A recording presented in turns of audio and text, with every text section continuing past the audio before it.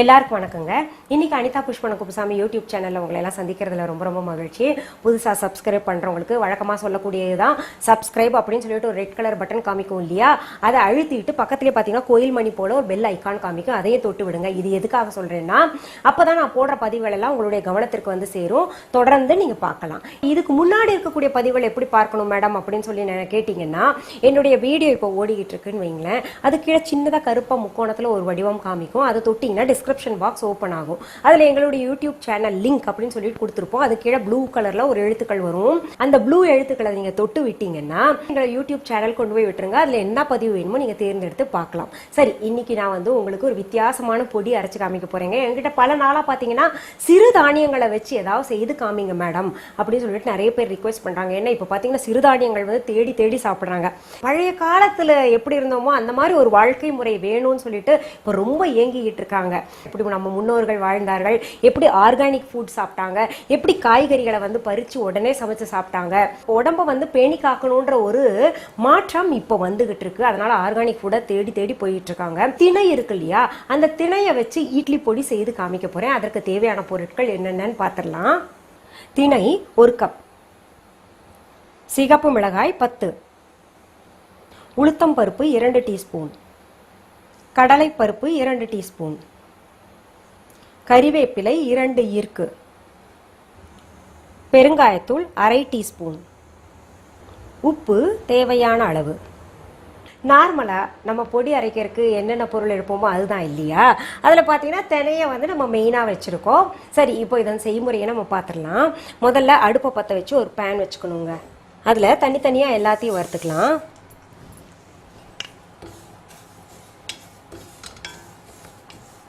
ஒரு லேசாக சிவப்பாற வரைக்கும் நம்ம வறுத்து எடுத்துக்கலாங்க.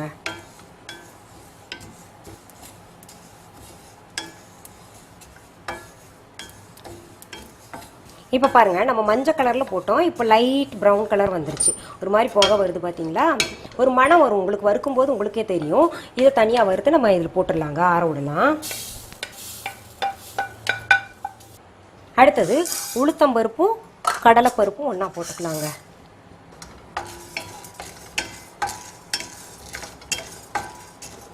இப்போ இதில் சிவப்பு மிளகாவும் சேர்த்துக்கலாம்.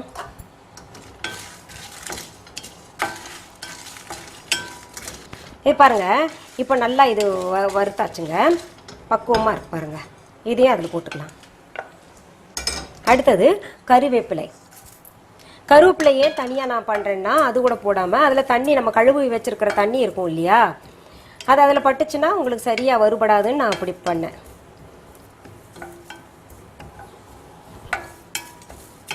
இங்கே பாருங்க, மொறுமொறுன்னு சத்தம் வருது பார்த்தீங்களா, அது வரைக்கும் நம்ம வறுக்கணும்.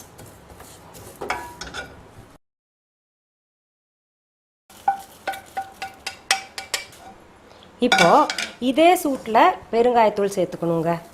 அடுப்பில் வச்சுருக்கும் போது பெருங்காயம் பாருங்கள், அதுவே தானாக இதாகுது பார்த்தீங்களா, நல்லா ஒரு மாதிரி கலர் மாறுது பார்த்தீங்களா.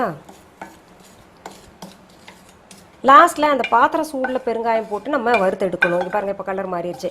நம்ம என்னென்ன அடுப்பில் வைக்கும்போது அந்த பெருங்காயத்தை போட்டோம்னா கசந்துடும். அதனால் இப்போ இதையும் சேர்த்துக்கலாம்.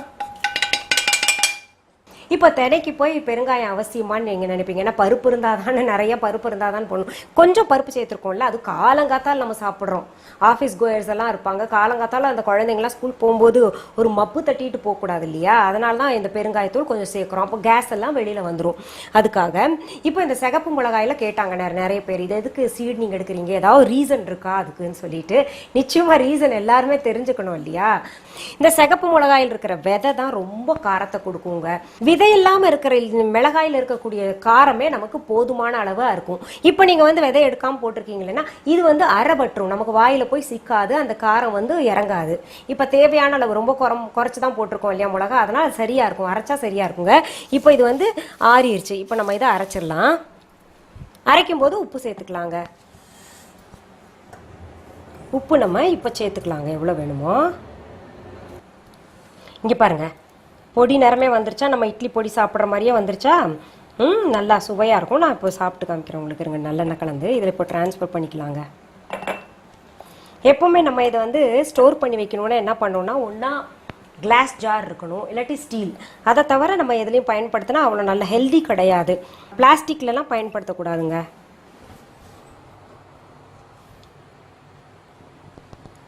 இப்போ நான் உங்களுக்கு கொஞ்சோண்டு நல்லெண்ணெய் கலந்து சாப்பிட்டு பார்த்து சொல்ல போகிறேன். உப்பெல்லாம் கரெக்டாக போட்டிருக்கேன் நான். இதுக்கு நல்லெண்ணெய் போட்டுக்கலாங்க.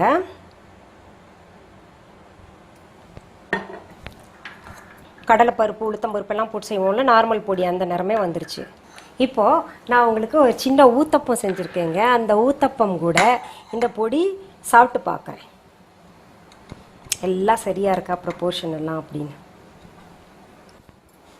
சின்ன குழந்தைங்கள்லாம் எனக்கு கமெண்ட் பாக்ஸில் ஆண்டி நீங்கள் மட்டும் சாப்பிட்றீங்க, எங்களெல்லாம் பார்க்க வச்சுன்றீங்க. உங்கள் அம்மாட்ட சொல்லுங்கள், போய் செஞ்சு தரட்டும்.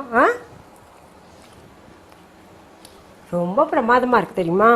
அந்த அரிசி குறைக்கறான்னு நம்ம நல்லா வருத்தோம் இல்லையா, நம்ம ரெகுலர் பொடி இருக்கு இல்லையா, பருப்பு செய்கிறோம் இல்லையா, அந்த பொடிக்கும் இந்த பொடிக்கும் சுத்தமாக வித்தியாசம் இல்லைங்க. இது உடம்புக்கு நல்லது ஆக்சுவலாக. அதனால் நீங்கள் இது ரெகுலராக இனிமேல் செஞ்சு குழந்தைங்களுக்கு கொடுங்க. உங்களுக்கு எப்படி நீங்கள் ரெகுலராக சாப்பிடுவீங்களோ அந்த மாதிரி நல்லாவே அரைச்சிருங்க. ரொம்ப சுவையாக இருக்குங்க. நீங்கள் செய்து பார்த்துட்டு இப்போ எனக்கு கமெண்ட் பாக்ஸில் கமெண்ட் பண்ணணும். பிடிச்சிருந்துச்சுன்னா உங்கள் தெரிஞ்சவங்களுக்கெல்லாம் ஷேர் பண்ணுங்கள். மீண்டும் சந்திக்கலாமா? நன்றி, வணக்கம். அன்பான வாடிக்கையாளர்களே, உங்கள் விஹா ஸ்டோரில் பூஜை பொருட்கள், சிலைகள், ராசிக்கற்கள், வாஸ்து பொருட்கள், விதைகள், பாரம்பரிய அரிசி வகைகள், சிறுதானியங்கள், ஆர்கானிக் பொருட்கள், மூலிகை எண்ணெய், மளிகை பொருட்கள், மரச்செக்கு எண்ணெய், மரப்பொருட்கள், வெள்ளி ஆபரணங்கள், கிஃப்ட் ஆர்டிகல்ஸ், காட்டன் மற்றும் பட்டு புடவைகள், காட்டன் சுடிதார்கள், பட்டு பாவாடை, குழந்தைகளுக்கான விளையாட்டு பொருட்கள், ஹை குவாலிட்டி இமிடேஷன் நகைகள், வீட்டு உபயோக பொருட்கள், ஜூட் பேக்ஸ், ஹேண்ட்மேட் சோப்ஸ், அழகு சாதன பொருட்கள், சிறுதானிய பிஸ்கெட்டுகள், ஹோம் அப்ளையன்சஸ், இன்னும் பற்பல பொருட்கள் விற்பனைக்குள்ளது. விஹா ப்ராடக்ட்களை நீங்கள் வாங்க விரும்பினால் அது எங்களுடைய viha.online வெப்சைட் மற்றும் சென்னை ராஜா அண்ணாமலைபுரத்தில் உள்ள எங்கள் விஹா ஸ்டோரில் மட்டுமே கிடைக்கும் என்பதை தெரிவித்துக் கொள்கிறோம். வேறு எந்த ஆன்லைன் வெப்சைட்களிலும் விஹா ப்ராடக்ட்கள் விற்பனைக்கு கிடையாது என்பதை நீங்கள் கவனத்தில் கொள்ள வேண்டும். எங்கள் விஹா ஸ்டோரின் விலாசத்தை கண்டறிய கூகுள் மேப்ஸில் விஹா ஸ்டோர் என்று டைப் செய்தால் வழியை கண்டறியலாம். www.viha.online வெப்சைட்டிலும் விஹா ஸ்டோரின் அட்ரஸ் உள்ளது.